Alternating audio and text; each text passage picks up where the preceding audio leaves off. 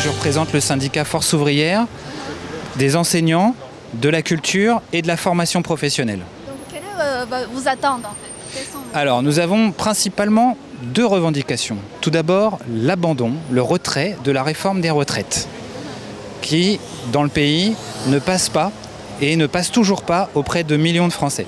Ça, c'est la première revendication.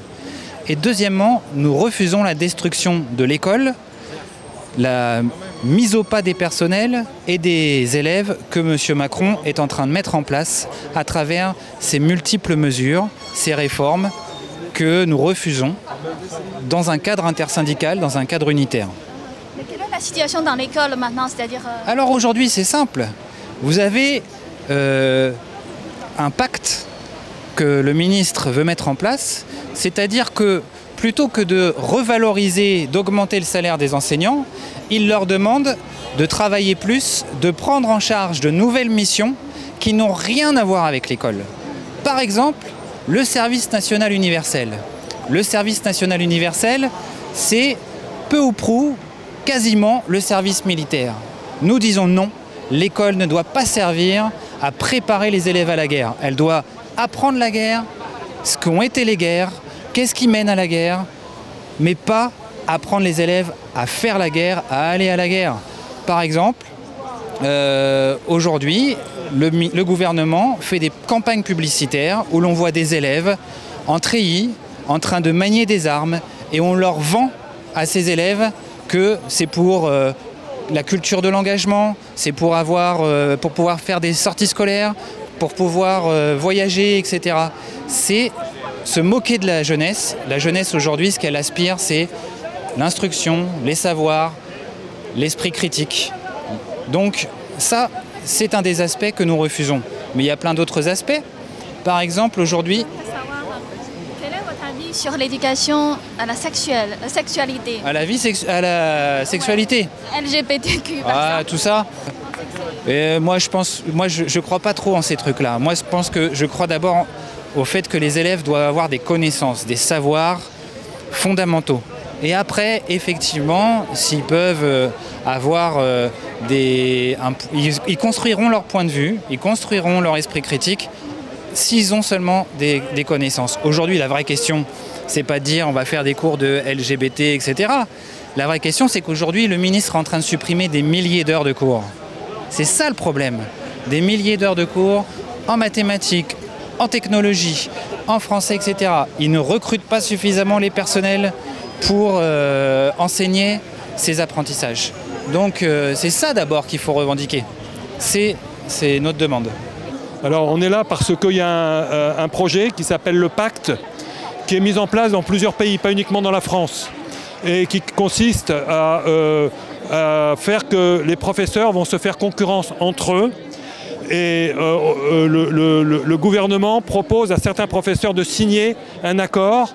Et s'ils signent cet accord-là, eh bien, ils vont perdre énormément de choses. C'est-à-dire qu'ils perdront leur statut de fonctionnaire et leur liberté pédagogique. Et donc il va y avoir deux catégories de professeurs, ceux qui ont signé et ceux qui n'ont pas signé. Donc ça va introduire une guerre au sein de l'éducation nationale qui va être absurde. On va se détruire nous-mêmes.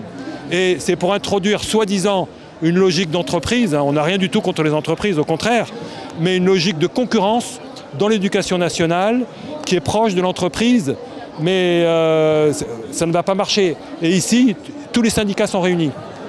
En France, c'est jamais le cas d'avoir une union de tout le monde.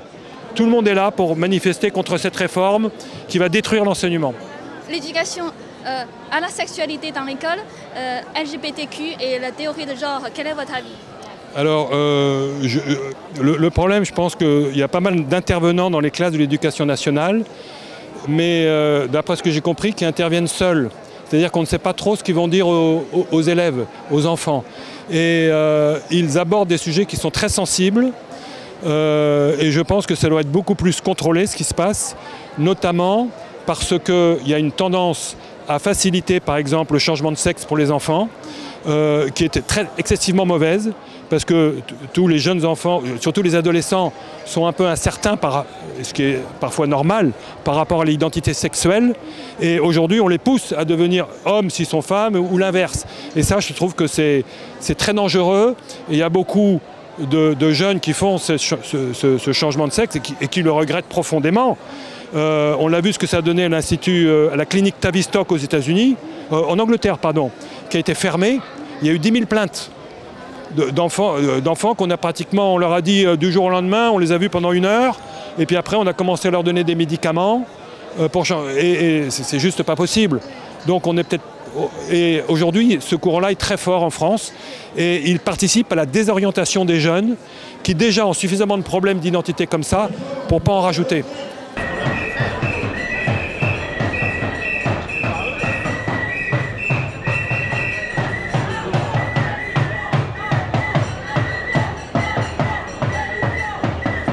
Alors aujourd'hui, on est rassemblés, c'est un rassemblement intersyndical unitaire contre ce que le gouvernement appelle le pacte enseignant.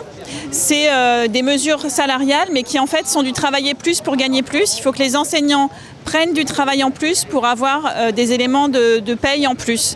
Et nous, ça ne nous convient pas parce qu'on pense que ça dégrade les conditions de travail, alors qu'on a déjà beaucoup d'enseignants qui sont en situation d'épuisement professionnel. Au niveau de, par exemple, la théorie de genre LGBTQ, quel est votre avis sur ça? Alors là aussi, l'éducation qui est dispensée dans les écoles françaises vise à éduquer à la tolérance et au respect d'autrui, à l'absence de jugement et l'absence de harcèlement et de discrimination contre celui ou celle qui serait LGBTQIA+. Et donc, pour nous, c'est une éducation importante parce que sinon, c'est pareil, on est dans des sociétés, pas que en France, où il y a encore beaucoup de violences qui s'exercent contre les personnes LGBTQIA+, et c'est important de lutter contre. Après, il y a le discours et l'éducation qui est faite dans les écoles françaises ne vise pas à changer les pratiques des gens. Ça vise juste à s'assurer qu'il n'y a plus de discrimination et de harcèlement. La mission égalité filles-garçons de l'Académie de Créteil a lancé en 2020 à 2021 la première édition du concours académique d'affiches pour lutter contre les LGBT-phobies. La deuxième édition aura cette année encore pour objectif de développer une réflexion pédagogique sur la question des violences à caractère sexiste et sexuel à l'encontre des personnes identifiées comme gays, lesbiennes, bi ou trans, LGBT. Cette action s'inscrit dans le cadre du Plan national d'action pour l'égalité, contre la haine et les discriminations anti-LGBT+, 2020 à 2023 coordonné par la délégation interministérielle à la lutte contre le racisme, l'antisémitisme et la haine anti-LGBT. Est-ce que vous pensez, parce que j'ai une amie qui justement travaillait dans l'éducation, elle m'a dit qu'il y a une formation obligatoire justement pour les enfants, pour les enfants dans maternelle, raconter des histoires de deux mamans et de papa. Et vous trouvez que ça, c'est bien? En fait, je comprends ce genre de formation, c'est-à-dire que en fait, c'est quelque chose qui est déjà la réalité, c'est-à-dire que moi, ça m'est arrivé dans ma carrière d'être dans une classe avec parfois soit un seul parent, soit un seul papa, une seule maman, ou alors deux mamans, deux papas, ou alors deux parents de sexe différent. Mais c'est quelque chose qui, en fait, les rapproche de la réalité, et qui permet, en parlant avec les autres, d'éviter qu'ils soient choqués, parce que c'est quelque chose qui existe déjà. Donc ça ne vous choque pas, en fait, dans l'école, on apprend dès très petits les enfants ce genre de phénomène? Et ils sont déjà confrontés, en fait, donc ça ne me choque pas, parce qu'ils y sont confrontés en regardant leurs petits camarades, puisque parfois c'est les deux papas qui viennent le chercher, ou les deux mamans qui viennent les chercher à l'école. De genre. D'accord. Et vous pensez que c'est le rôle de l'école d'apprendre, c'est-à-dire par exemple pour les enfants dans maternelle, j'ai entendu qu'ils racontent des histoires de papa, de maman à la famille. Vous pensez que ça c'est ça ou pas? Je pense que là, en fait, ce que vous mentionnez, je n'ai jamais vu ça, moi, hein, dans mon établissement. Ouais. Je ne suis pas sûre que ce soit en réalité... en tout cas, on n'enseigne pas aux enfants la théorie du genre. On les informe sur leurs droits en matière de sexualité. Et puis là, les enfants de maternelle sont encore très petits. Oui, justement, ils sont très petits. Hector est un homme discret, voire distant. Il a installé sa caravane à l'écart, loin des regards, car il a un secret. C'est quoi son secret? Il regarde, derrière la caravane, il y a une petite trappe. Mais qu'est-ce qu'il y a? Plus que tout, Hector aime tricoter et faire du crochet. Bonjour monsieur. Alors moi c'est pas monsieur, c'est madame. T'as l'air tout intimidé. Vous êtes un monsieur? Non. Si. On a reconnu que t'étais un garçon parce que t'avais la voix. Et donc moi je suis un monsieur? Oui. Toi t'es quoi? Une fille? Pourquoi? Bah parce que... Vous me trouvez belle? Ça vous choque là comment je suis habillée? Non, c'est normal? Non, c'est pas normal. Non, c'est pas normal. Sauf que il y a des personnes comme moi, on vit pas comme ça, on n'aime pas ça, on n'a pas envie de suivre ces règles-là. Et du coup, on fait ces spectacles où tout le monde est qui veut. Tu te sens plus garçon ou plus fille? Je préfère pouvoir changer et faire les deux. Aussi, est-ce que vous avez un enfant? Non, j'ai pas d'enfant. Vous êtes marié? Je vis avec quelqu'un, ouais. Est-ce que c'est un amoureux? Je vis avec un amoureux, oui. Mais alors là, si on rentre dans le domaine des relations amoureuses, ça va être compliqué parce que j'ai plusieurs amoureux et amoureuses. Et je vis avec un amoureux et j'ai 2 relations amoureuses qui sont à Nantes. Et puis après, il y a des gens que j'aime bien, on ne sait pas trop si c'est des amoureux ou pas des amoureux, et c'est chouette. Est-ce qu'il y en a qui sont des parents de même sexe? Il n'y en a pas? Ça existe. Aujourd'hui, tu peux te marier avec quelqu'un, et il y a plusieurs types de familles, tu vois? Et ce qui compte, c'est que ce soit à chaque fois un projet d'amour. LGBTQ, quel est votre avis sur ça? Alors, je pense que c'est pas la place, c'est pas tout à fait la place, c'est pas la place de l'école, hein. C'est pas le rôle de l'école, disons. Ceci étant, c'est beaucoup des affichages qui sont faits par le ministère et les administrations. Dans la réalité, alors ça dépend un petit peu dans chaque niveau, mais dans la réalité, dans un lycée, c'est pas le professeur qui s'en occupe, hein. Donc ils auront peut-être, s'ils ont de la chance, une heure de formation qui sera faite. Hein. Parfois, il y a des associations qui vont intervenir. Hein. Je ne pense pas que les élèves soient très très concernés par ça. Enfin, mais ça vous dérange quand même ou pas de... Oui, parce que je pense que c'est pas le rôle de l'école de dire aux élèves ce qui est bien ou ce qui n'est pas bien en matière de vie privée. Hein. Maintenant, dans le lycée, mais même dans le collège, il y a une formation obligatoire en fait pour les élèves. Sur la théorie du genre, en tout cas dans ce sens-là, quoi. Bien sûr, oui, bien sûr. Mais bon, elle est obligatoire, mais encore une fois, c'est pas notamment ma position.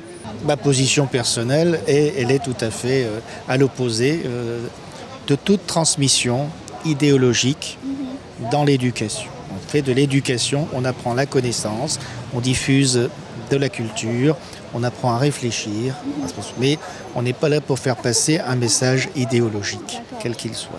Et pour vous, le wokisme, le marxisme est bien rentré officiellement dans l'école française? Je n'ai pas du tout accepté non plus le wokisme. Bon, j'ai plein de collègues qui s'y opposent aussi et qui agissent au contre de cela, je sais très bien. Non, voilà, on ne faut pas. La France est un pays libre. Voilà, n'est pas un pays où on fait passer l'idéologie quelle qu'elle soit, bien sûr. Si on a une idée, c'est qu'on ne défend pas assez dans l'éducation, c'est la laïcité. Au nom d'une religion, on puisse chercher des problèmes à un professeur. J'ai un professeur de musique qui a donné un cours de musique sur le chant grégorien, qui est un chant d'origine religieuse, mais c'est tout à fait un chant tout à fait intéressant sur le plan culturel. Et bien, donc, il a eu des problèmes avec un certain nombre d'élèves. Voilà, et puis, on connaît tous les autres problèmes qui ont eu lieu en France, bien évidemment. Je ne reviendrai pas là-dessus. C'est un danger qui perdure. Et plutôt que de donner des cours de wokisme, comme vous dites, ou d'autres choses, on devrait être ferme là-dessus, sur la défense de la laïcité.